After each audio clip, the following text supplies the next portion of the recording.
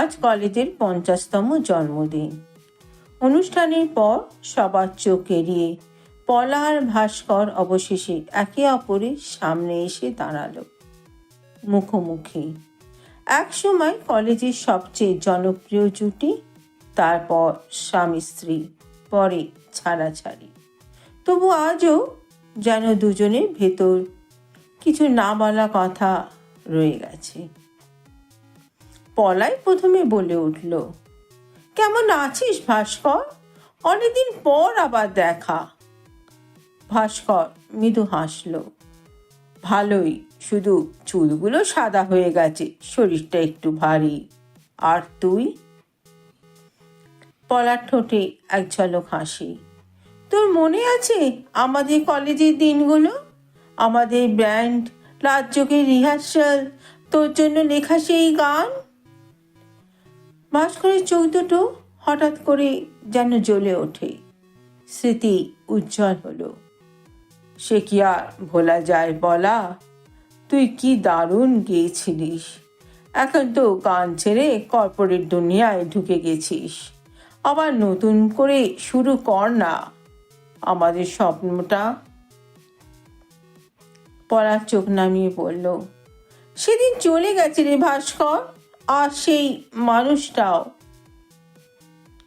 ভাস্কর পলার চোখে গভীরভাবে তাকিয়েছিল। পলা ধীরে চোখ সরিয়ে নিল। তাদের কথার ফাঁকে ভাস্কর হঠাৎ বলল, পলা, তোর আমার কথা, আমাদের পুপলুর কথা আমি তো কিছুই ভুলিনি, কিন্তু কেমিস্ট্রির ল্যাবে সেই দিনটা। পলা থমকে গেল। স্মৃতির ঝাঁপি খুলে গেল তার মনে। সেদিন কলেজ ছিল বড্ড বেশি অস্থির। কেমিস্ট্রি ল্যাব থেকে হঠাৎ আগুনের শিখা বেরোচ্ছিল। সবাই দৌড়দৌড়ি করছিল। ভেতরে আটকে পড়েছিল 10 জন ছাত্রছাত্রী আর মধুমিতাদি। দমকল আসার আগে পুরো ল্যাবটাকে আগুন গ্রাস করে নিয়েছিল। ভাস্কর কোনো কিছু না ভেবে ছুটে গিয়ে একে একে সবাইকে বের করে এনেছিল। ধোঁয়ায় তার দম আটকে আসছিল, তবু সে থামেনি।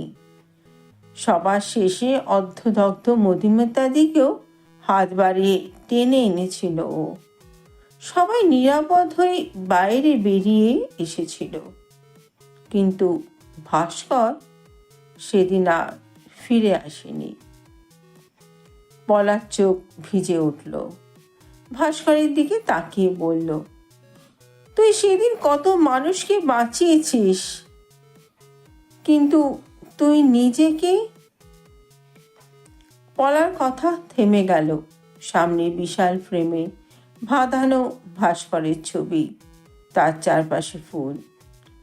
পলা ছেড়ে পুপলু পেছনে দাঁড়িয়ে অবাক হয়ে মায়ের দিকে তাকিয়ে উঁচি গলায় প্রশ্ন করে, মা, তুমি কার সঙ্গে কথা বলছো?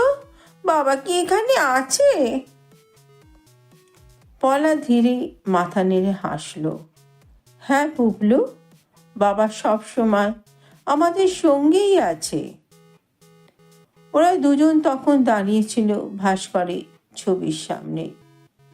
সেই ছবি যেন ওদের দিকে তাকিয়ে বলছিল, এই তো আমি এখানেই আছি সব সময়।